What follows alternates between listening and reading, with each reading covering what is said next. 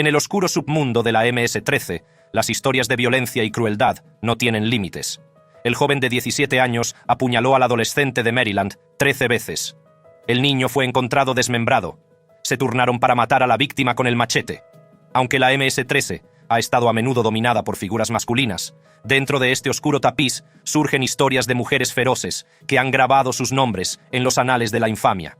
Y que Sita se lamió los labios con la sangre de ese niño en ellos, siga mirando mientras desvelamos las apasionantes crónicas de las mujeres más formidables de la MS-13. Lenis Escobar, la Diablita. Lenis Escobar fue condenada por atraer a 4 adolescentes hacia la muerte en una horrible matanza de bandas en un parque de Central Islip. En las calles de Long Island, Nueva York, la siniestra sombra de la violencia de las bandas se cierne sobre una comunidad asolada por el miedo. En el centro de esta oscuridad se encuentra una figura, Lenis Escobar, un miembro de la banda MS-13, cuyo nombre se ha convertido en sinónimo de algunos de los asesinatos más brutales de los que ha sido testigo la zona. Lenis Escobar, conocido por algunos con el escalofriante apodo de la Diablita, no siempre fue el famoso personaje del que ahora se habla en los callejones de Long Island. Nacida en una vida alejada del sueño americano, la historia de Lenis está marcada por la ausencia y el abandono.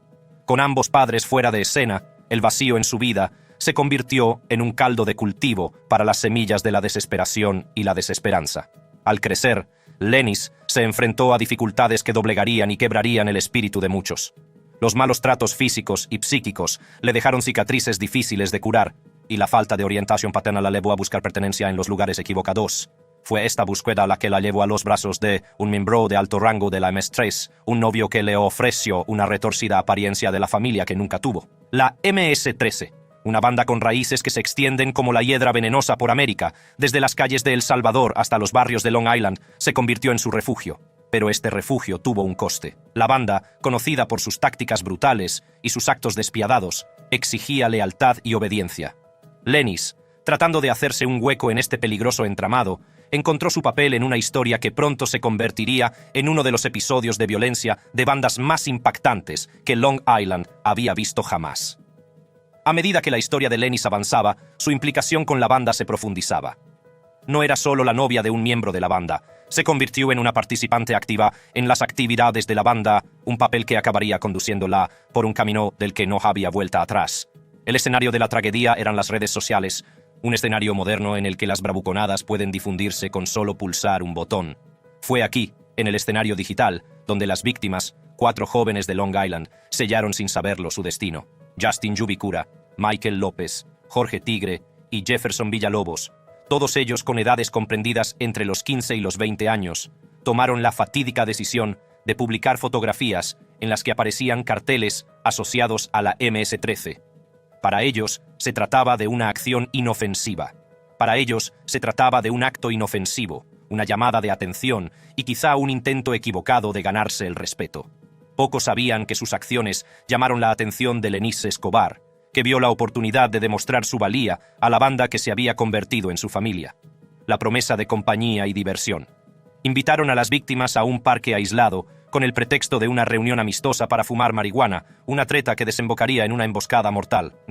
Cuando los jóvenes llegaron al lugar predeterminado, felizmente inconscientes del destino que les aguardaba, Lenis envió un mensaje de texto a su novio, avisando a los miembros de la MS-13 que estaban al acecho. En unos instantes, la tranquilidad de la noche se vio alterada por la llegada de los miembros de la banda, armados con machetes y porras, dispuestos a imponer su despiadada justicia por la falta de respeto percibida.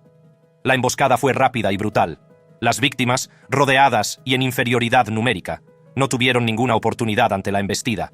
Fue una carnicería orquestada por Lenis Escobar, que había utilizado sus influencias para atraer a estos jóvenes hacia la muerte. Las secuelas de los brutales asesinatos fueron una vorágine de horror e incredulidad que se extendió por Long Island. Al amanecer en el parque manchado de sangre, comenzó la investigación del atroz crimen. Fue una carrera contrarreloj para que las fuerzas del orden pudieran reconstruir los acontecimientos que condujeron a los despiadados asesinatos de 4 jóvenes. Elmer Alexander Arteaga Ruiz, el único superviviente que escapó por poco de la muerte. Su desgarrador relato de la emboscada proporcionó a los investigadores los primeros indicios que acabarían conduciendo a Lenis Escobar. A medida que se profundizaba en la investigación, volvió a salir a la luz el papel de las redes sociales, que revelaron cómo las publicaciones de las víctimas habían provocado la ira de la MS-13 y cómo Escobar se había aprovechado de ello para ganarse el favor de la banda. El comportamiento de Eleniz Escobar tras los asesinatos solo sirvió para estrechar el cerco de sospechas en torno a ella. Las llamadas telefónicas interceptadas por la policía ofrecían una imagen escalofriante de su implicación. Hablaba con su novio en un lenguaje cifrado, relatando los acontecimientos de la noche con una frialdad que contradecía la gravedad del crimen. Las pruebas se acumulaban y Escobar no tardó en verse esposada, con su fachada de inocencia desmoronándose bajo el peso de sus actos. El juicio que siguió fue un espectáculo que captó la atención de toda la comunidad. Los fiscales presentaron una serie de pruebas condenatorias, desde las propias palabras incriminatorias de Escobar hasta el testimonio de su cómplice, Kaylee Gómez. Según los escalofriantes testimonios, Escobar no solo sonreía mientras los miembros de la banda MS-13 mataban brutalmente a machetazos a 4 hombres, sino que además se lamía la sangre de los labios durante la espantosa masacre. Durante el juicio salieron a la luz otras revelaciones, como las declaraciones del novio de Escobar, otro miembro de la MS-13, que relató cómo su novia, que entonces tenía 17 años, provocaba a la banda afirmando que sus rivales les superaban y que les faltaba valor. El jurado, al que se le presentaron pruebas convincentes, no tuvo dudas sobre el papel activo e instigador de Escobar en los asesinatos premeditados. Cuando cayó el martillo y se pronunció la sentencia, el impacto del caso resonó más allá de la sala del tribunal. Long Island tuvo que enfrentarse a la cruda realidad de la violencia de las bandas que se había cobrado la vida de sus jóvenes. El juicio de Eleniz Escobar fue algo más que el enjuiciamiento de un único miembro de una banda.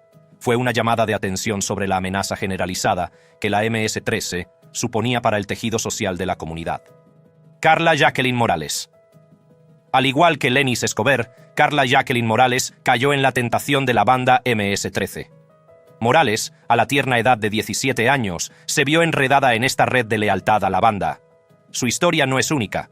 Muchos jóvenes se han visto atrapados por la promesa de pertenencia y poder de las bandas. Sin embargo, el camino que eligió recorrer con la MS-13 la llevaría a cometer un crimen atroz, que conmocionó incluso a los funcionarios encargados de hacer cumplir la ley más curtidos. Los acontecimientos que condujeron al crimen comenzaron de forma bastante inocua. Morales se puso en contacto con José Alfonso Villanueva, un compañero con el que compartía edad y, presumiblemente, amistad. Villanueva, conocido por sus amigos y familiares como un individuo vibrante y con aspiraciones, estaba a punto de celebrar su 24º cumpleaños. ¿Qué mejor manera de celebrar la ocasión que con una invitación casual de Morales para fumar marihuana en un tranquilo campo de Spring, Texas? El campo, una zona remota a 20 millas al norte de Houston, parecía un lugar ideal para que 2 amigos compartieran un momento de relajación y camaradería. Pero la invitación era una treta, una calculada trampa tendida por Morales bajo las órdenes de la MS-13. Villanueva, inconsciente del peligro que le aguardaba, aceptó la oferta, ilusionado con una celebración de cumpleaños que nunca llegaría a celebrarse.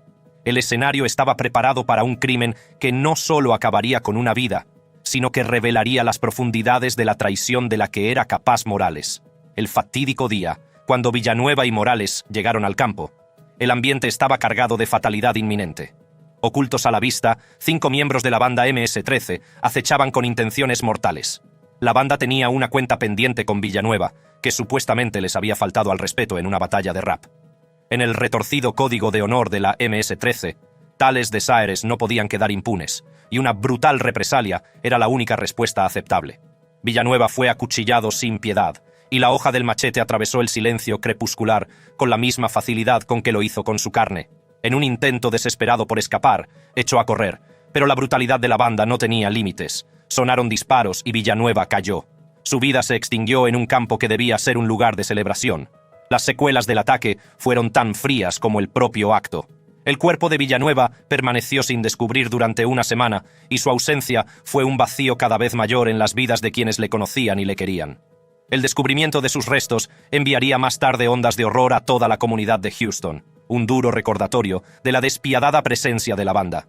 El hallazgo del cadáver de José Alfonso Villanueva en el remoto campo desencadenó una compleja e intensa investigación por parte de las fuerzas de seguridad locales, con la Fiscalía del Condado de Harris al frente. La brutalidad de la escena del crimen no dejaba lugar a dudas de que se trataba de un acto de violencia de bandas, y la conocida MS-13 se convirtió rápidamente en la principal sospechosa del asesinato. La tarea que tenían por delante era desalentadora. La banda era conocida por su código de silencio y por el miedo que infundía en las comunidades, lo que hacía que los testigos fueran reacios a presentarse. Los detectives empezaron a reconstruir los acontecimientos que condujeron a la muerte de Villanueva, empezando por su último paradero conocido y sus comunicaciones. No tardó en salir a la luz el nombre de Carla Jacqueline Morales, cuya invitación a Villanueva para celebrar su cumpleaños se convirtió en el centro de la investigación. A medida que se iban desvelando los entresijos del caso, la conexión de Morales con la MS-13 y su presencia en la escena del crimen se hacían cada vez más evidentes. El gran avance se produjo cuando Morales, bajo la presión de un interrogatorio implacable, empezó a desenmarañar la red de mentiras que había tejido. Admitió su participación en el asesinato y reveló que había atraído a Villanueva al campo con engaños. Su confesión fue un relato escalofriante de violencia premeditada, una traición que preparó el terreno para el brutal asalto de la banda.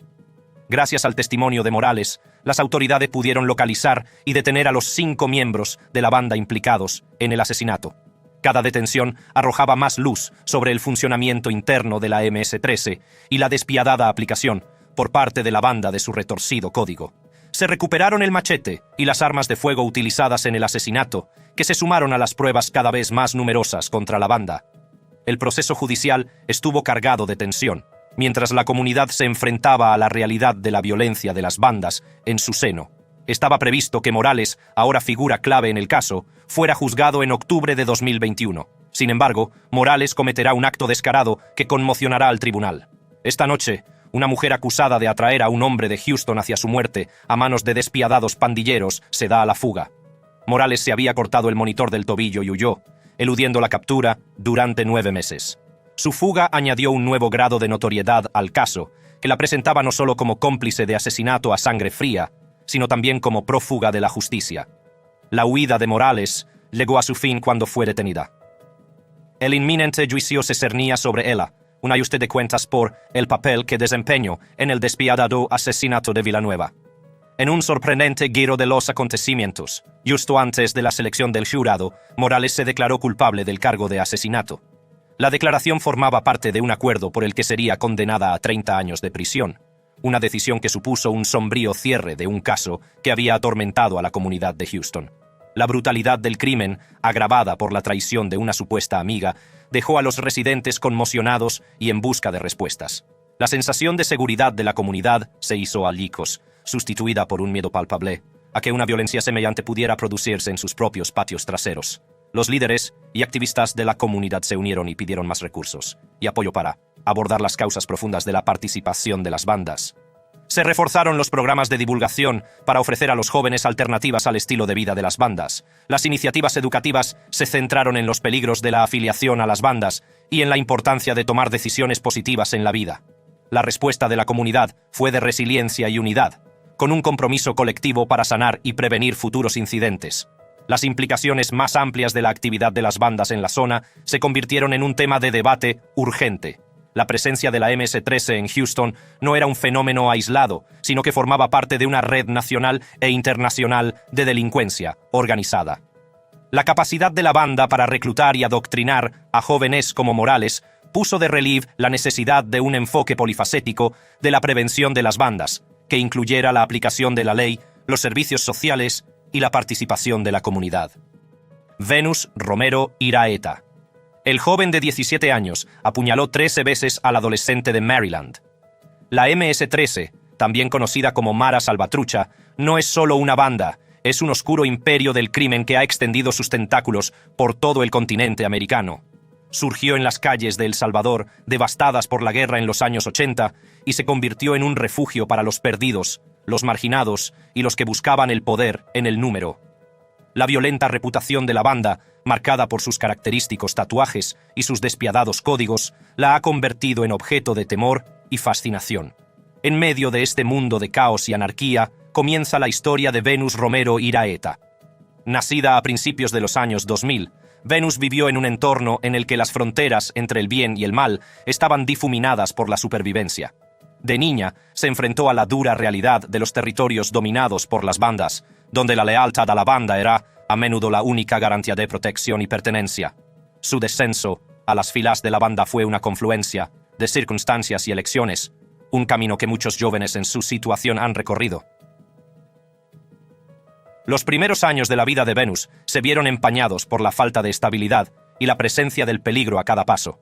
El atractivo de la promesa de familia y poder de la MS-13 era irresistible para una adolescente que había visto demasiado y tenía demasiado poco. Fue en este crisol donde Venus Romero Iraeta se forjó como asociada de la MS-13, preparando el terreno para los trágicos acontecimientos que se desencadenarían más tarde. A medida que los vínculos de Venus Romero Iraeta con la MS-13 se estrechaban, se vio envuelta en una red de venganza y política de bandas. El 8 de enero de 2017, Venus Romero Iraeta orquestó un plan macabro, atrayendo a Damaris Reyes Rivas a una zona boscosa de Springfield, donde tuvo un final brutal, con múltiples puñaladas. El motivo del asesinato de Damaris Reyes Rivas estaba profundamente arraigado en la venganza, una represalia por el asesinato de Cristian Sosa Rivas, un reputado miembro de la MS-13 y antiguo interés romántico de Venus. En el despiadado mundo de la MS-13, esas traiciones percibidas no podían quedar sin respuesta. Sin embargo, la propia muerte de Cristian Sosa Rivas reveló la dinámica fracturada de la banda. Como supuesto líder de la camarilla Harrison de la banda, Cristian encontró su fin a manos de otros miembros de la MS-13, posiblemente debido a sospechas de falsas pretensiones de liderazgo. En las turbulentas semanas que precedieron al asesinato, las tensiones dentro de la MS-13 se intensificaron. Venus, impulsada por la sed de venganza y presionada para reafirmar su lealtad, asumió un papel fundamental en el desarrollo de la tragedia. No fue una mera participante, sino una figura central en la búsqueda de venganza. Como mujer joven que navegaba por las peligrosas aguas de una banda dominada por hombres, las acciones de Venus en relación con Damaris sirvieron como desgarrador testimonio de su dedicación a la MS-13. El escenario estaba preparado para un brutal asesinato. El escenario estaba preparado para un brutal despliegue de la retorcida justicia de la MS-13, con Venus Romero Iraeta al frente. La escalofriante decisión de extinguir una vida no era una mera advertencia a posibles traidores, sino también una declaración de la propia posición de Venus dentro de la siniestra jerarquía de la banda. El asesinato de Damaris Reyes Rivas fue brutal. Damaris fue atraída al parque del lago Accotink, en Springfield, con la excusa de fumar marihuana, una invitación aparentemente inocua que enmascaraba las siniestras intenciones de los socios de la MS-13 que esperaban su llegada. Cuando se adentró en el bosque, rodeada por 10 pandilleros de edades comprendidas entre los 15 y los 21 años, el ambiente se llenó de tensión. En el bosque nevado, Damaris se encontró rodeada por las imponentes figuras de la MS-13, cuyas voces retumbaban amenazadoras mientras la interrogaban en un rápido español. El frío glacial del miedo se apoderó de ella al verse indefensa, enfrentada a la ira colectiva de la banda. Pero esto no fue más que el principio de su angustiosa experiencia. Obligada a caminar a través del frío cortante, Damaris fue conducida a un segundo lugar, con su temblorosa figura mal preparada para los implacables elementos. Despojada de camisa y zapatos, tiritaba sin control a 21 grados, una crueldad deliberada orquestada por sus captores. Los miembros de la MS-13, movidos por el deseo de venganza, querían someter a Damaris al mismo tormento helado que sufrió su camarada caído, Sosa Rivas, cuyo cuerpo sin vida fue arrojado cruelmente a las gélidas aguas del río Potomac. Se instaló una cámara para captar el brutal suceso. Mientras la cámara capta la escalofriante escena, aparece Venus Romero Iraeta, empuñando un cuchillo de caza, con una actitud que delata una sombría determinación. Desde fuera de la cámara, una voz brama en español, ordenándole: «Solo tienes que clavarle el acero». Pero el tormento infligido a Damaris estaba lejos de terminar. El grupo escolta a Damaris hasta un coche que la espera y las ruedas del destino giran inexorablemente mientras la transportan a un lugar desolado. Aquí, bajo la imponente presencia de un paso elevado de Beltway, adornado con las marcas perdurables de las pintadas de la MS-13, la oscuridad de la noche refleja las profundidades de su depravación. Algunos miembros de la banda se apartan, mientras otros descargan un aluvión de puñetazos y patadas sobre Damaris. En medio del caos, Venus Romero Iraeta asciende, su rabia palpable mientras interroga a Damaris sobre su supuesto affair con Sosa Rivas. A pesar de la súplica de perdón de Damaris, la furia de Venus no tiene límites. En una escalofriante revelación, Venus, desprovista de remordimientos, lanza una inquietante proclama: «Vas a recordarme hasta el día en que nos veamos en el infierno», declara, asegurándose de que su nombre quedará grabado para siempre en la conciencia de Damaris. En una escalofriante confesión a las autoridades, Venus Romero Iraeta relata el espantoso clímax de la terrible experiencia. Con un cuchillo en la mano arranca un tatuaje de la piel de Damaris, antes de clavárselo repetidamente en el cuerpo, cada estocada como testimonio de la profundidad de su brutalidad. Y mientras Damaris yace indefensa en el suelo del bosque, otro miembro de la MS-13 se une a la macabra danza, clavándole una gran rama de árbol con fuerza salvaje. Después, un inquietante vídeo capta los últimos momentos de Damaris. Tumbada entre los detritus del bosque, con la sangre manando de sus heridas, se desvanece en el abrazo de la muerte. Otro miembro de la MS-13 entra en escena, clavándole implacablemente un palo ensangrentado en el cuello, y cada golpe sella su destino cuando el vídeo termina abruptamente. La investigación sobre la desaparición de Damaris condujo rápidamente a las autoridades hasta la banda. Mediante una combinación de pruebas forenses y testimonios de otros miembros de la banda, las fuerzas de seguridad reconstruyeron los acontecimientos de aquel fatídico día. Las propias palabras de Venus Romero Iraeta, recogidas en una inquietante confesión en vídeo, se convirtieron en una prueba clave que selló su condena. Fue condenada a 40 años de prisión, un duro recordatorio de las consecuencias de la pertenencia a una banda y del valor de la vida humana a los ojos de la ley. Brenda Paz. La historia de Brenda Paz no comienza en las violentas calles donde más tarde la reclamaría la MS-13, sino en el humilde entorno de Honduras, donde nació.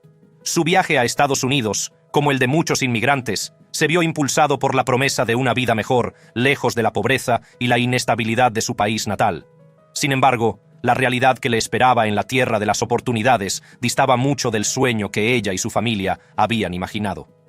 Criada en un hogar desestructurado de una zona desfavorecida de Los Ángeles, la infancia de Brenda se vio empañada por los problemas que suelen descarriar las vidas de los jóvenes. Las calles de la ciudad, plagadas de bandas, se convirtieron en el telón de fondo de sus años de formación.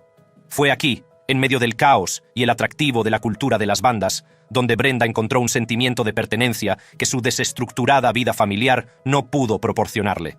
A la tierna edad de 13 años, Brenda tomó una decisión que alteraría irreversiblemente el curso de su vida. Decidió unirse a la MS-13, una banda famosa por su violencia despiadada y sus estrictos códigos de conducta. A diferencia de la mayoría de las mujeres que se iniciaban a través del sexo, Brenda soportó el tradicional rito de iniciación masculino, conocido como saltar dentro. Durante 13 insoportables segundos, fue golpeada por los miembros de la banda, un bautismo brutal en un mundo de crimen y lealtad. Esta iniciación fue una prueba de su dureza, que le valió el apodo de Smiley, un apodo que contradecía la dura realidad de su existencia.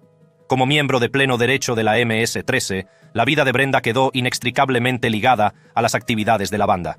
Salió con un miembro de alto rango, una relación que le dio acceso al círculo íntimo de la banda y a sus secretos más guardados. Juntos recorrieron el país, siendo testigos directos de las marcas territoriales de violencia que la MS-13 dejaba a su paso. Desde la costa este hasta el medio oeste, Brenda vio el alcance de la banda y la profundidad de su influencia. El profundo conocimiento que Brenda tenía de las operaciones de la MS-13 la convirtió en un activo inestimable, no solo para la banda, sino también para las propias autoridades que trataban de desmantelarla. El detective Bob Freeman, de la Policía de Parques de Estados Unidos, fue uno de los agentes que reconoció el potencial de Brenda como informadora. Sus conocimientos sobre la jerarquía, las señas de identidad y las estrategias de la banda le abrieron una ventana fundamental a un mundo que, hasta entonces, estaba envuelto en el secreto.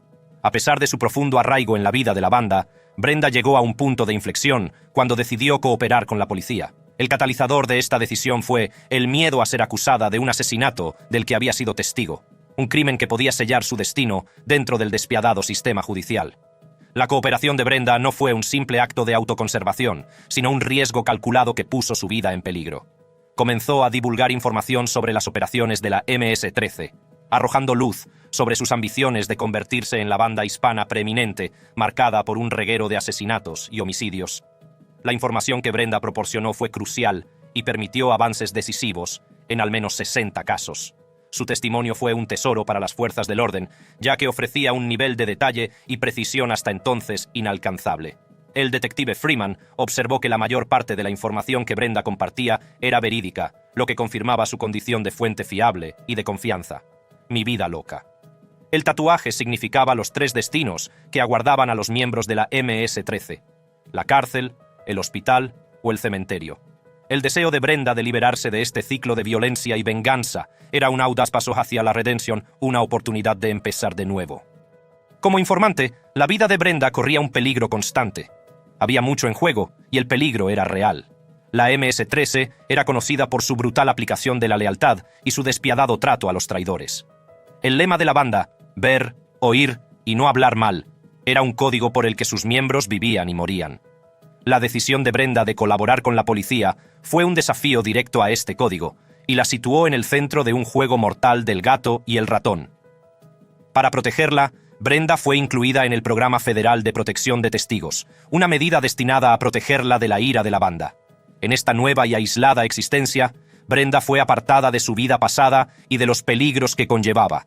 Se le dio una nueva identidad y la oportunidad de empezar de nuevo, lejos del alcance de la MS-13. Pero el aislamiento de la protección de testigos resultó ser un obstáculo. Pero el aislamiento de la protección de testigos resultó ser un arma de doble filo para la joven informante. Brenda decidió abandonar la seguridad de la protección de testigos y regresar a Virginia. El regreso de Brenda a Virginia era una apuesta peligrosa. Creía que su cooperación con la policía había permanecido en secreto, que sus antiguos compañeros de banda no eran conscientes de su traición. Pero la MS-13 no era una organización que se pudiera subestimar. La banda tenía sus propios métodos de vigilancia e inteligencia y vigilaban de cerca a sus miembros, incluida Brenda. Ismael Cisneros, miembro de la MS-13, fue grabado hablando de una investigación privada sobre si Brenda estaba cooperando con las fuerzas de seguridad. Esta escalofriante revelación puso de manifiesto la determinación de la banda de erradicar y castigar cualquier forma de deslealtad. La respuesta de la banda a la traición de Brenda fue rápida y brutal. En una reunión clandestina, los miembros de la MS-13 votaron por unanimidad asesinar a Brenda. La decisión se tomó con una fría precisión, testimonio del despiadado código de conducta de la banda. A la mañana siguiente, atrajeron a Brenda a una excursión de pesca, una treta que la llevaría a una muerte prematura. Acompañaban a Brenda en este nefasto viaje su nuevo novio, Oscar Grande, y su amigo Ismael Cisneros. También estaba presente un antiguo miembro de la MS-13, ahora en la cárcel, por un cargo no relacionado. Recordó los hechos con una claridad inquietante, describiendo cómo se giró para ver cómo apuñalaban a Brenda, una visión que le hizo huir aterrorizado. El asesinato no fue solo un acto de venganza, fue un mensaje a todos los miembros de la MS-13 de que las consecuencias de la deslealtad eran fatales. Brenda estaba embarazada de 4 meses. Su muerte no fue solo la pérdida de una vida, sino de 2. Las secuelas del asesinato de Brenda fueron una sombría reflexión sobre el coste de su valentía. 3 hombres fueron juzgados por su asesinato y Cisneros y Grande fueron condenados a cadena perpetua. El tercer hombre, que supuestamente sujetó una soga al cuello de Brenda, fue absuelto tras testificar en su propia defensa. La historia de Brenda es un duro recordatorio de los peligros a los que se enfrentan quienes se atreven a enfrentarse a la MS-13. Gracias por verlo. Si te ha gustado ver este vídeo, haz clic en uno de los recuadros que aparecen en tu pantalla para ver más contenidos similares.